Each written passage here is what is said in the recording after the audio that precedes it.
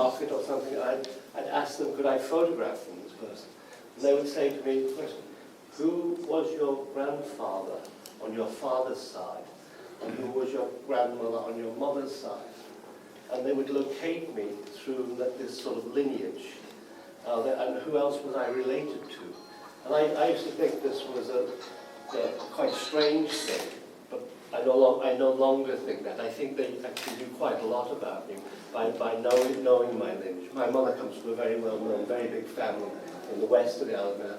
My father's family are from a village in the east of the Isle of Man. My father was well known because he had a pub. So I came from a well-known family as well, which was a great help. I also worked at night for my father in the bar. So I pulled pints, served beer at night, and in the daytime I photographed. In 1971 or 2, I was back in New York, and I showed the pictures that I'd done to the only gallery photography, commercial gallery in New York at that time, the Whitkin Gallery. And he liked the pictures very much. And he said he would like to do a portfolio of these pictures. He was just starting to do different portfolios of people's work.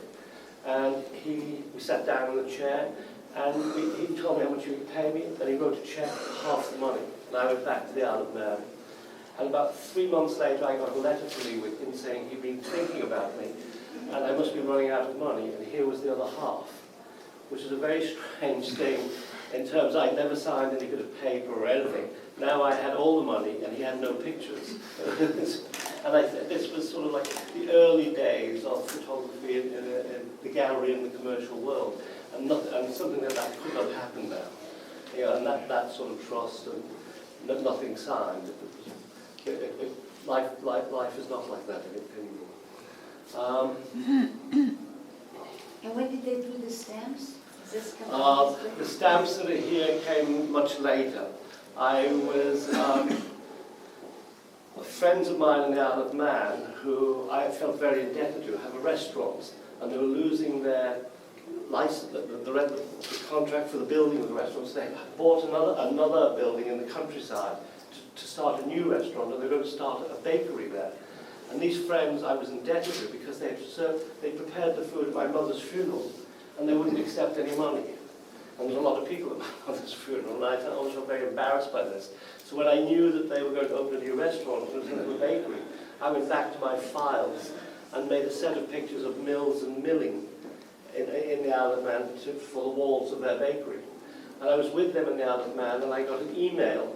I was checking my emails in America, and I got an email to Harwich from the Isle of Man Postal Authority, the stamp people, asking me, did I ever have anything that could possibly be made into stamps? And I'm sometimes mischievous. So that that afternoon I went up to the stamp office and knocked on the door. So I came as quickly as I could. The woman fainted because she thought I'd come from America directly, and I was actually in the Isle. And showed her the pictures that we were doing for the cafe. And we then made a set of stamps.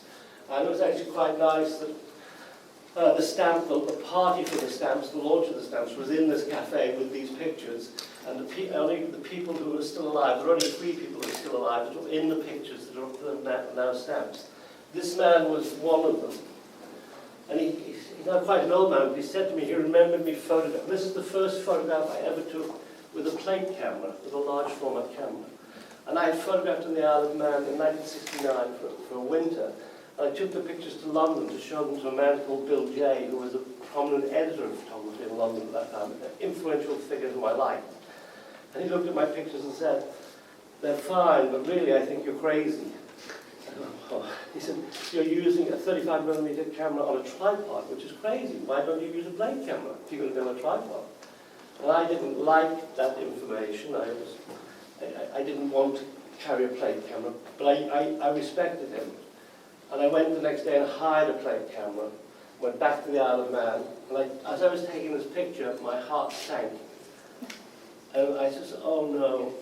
I knew he was right. This is what I should be doing. I should use a plate camera. And I remember thinking, this is my fate now for my life. I'll be carrying this horrible big plate camera. And that's actually what happened. But the man said to me, this is 40 years later, he remembers this day very clearly. because I was taking so long to take this picture, and it was a very busy day, and he had so much to do. Having this picture taken was never ending, never ending. And it was very sweet to see him and have his recollection of that afternoon, which was very nice. This woman, I went to school with her son. This woman had a cafe, because there was an Air Force base in the island there, and her brother had a farm down the road, and she had a bungalow and a very big garden where she grew all her own vegetables and made her own jam. She made everything in the cafe she made herself. All the clothes she has on, she's made. She's never bought anything from a shop that was already made, because she could make it. And she was telling me one day she gathered 20 loads of seaweed from the shore for the garden. And she said, they were terribly hard days for horses.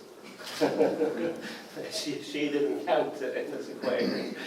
Told me a very good advice, a commercial photographer once told me, when you make an invoice, a bill for something, never post it.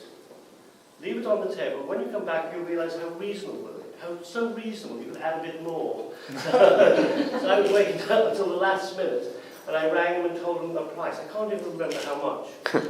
He said, will you be at that number in an hour's time? I said, yes. He said, well, I'll have a decision in 1 hour and I'll ring you. So an hour later the phone went and he said, they've agreed, it's on. I said, great. I said, I'm going back to Newcastle today.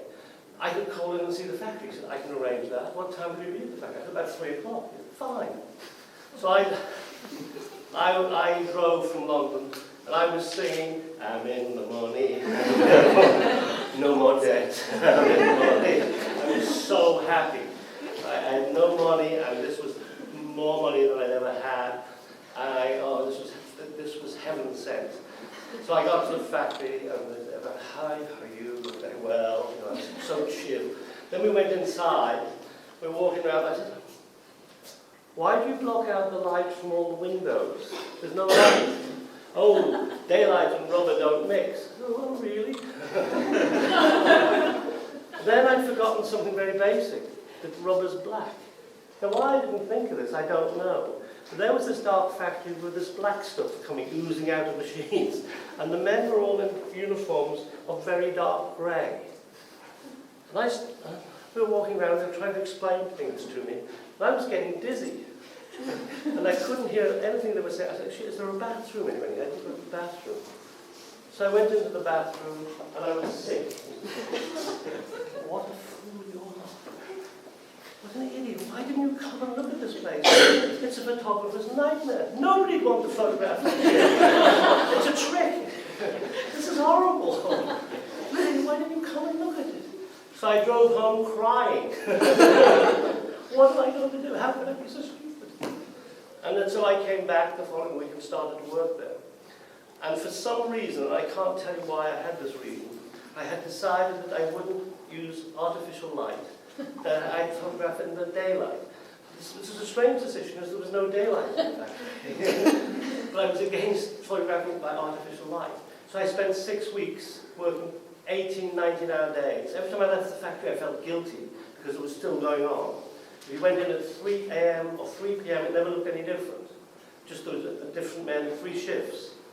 And I lost weight, I lost 15 pounds of weight, and I was a sort of nervous wreck, and I was in the factory one day, and the phone went, and I had to go into the main office. It came over the time. Chris Killip wanted in the main office. Oh, what's this? I went in, and it was Tom Nordy ringing from Chris, I have great news for you. I said, what do you have news for me? What's that, Tom?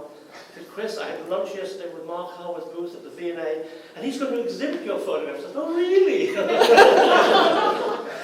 So I drove home that night back to Newcastle. And I'm in such trouble. I've never been in such trouble.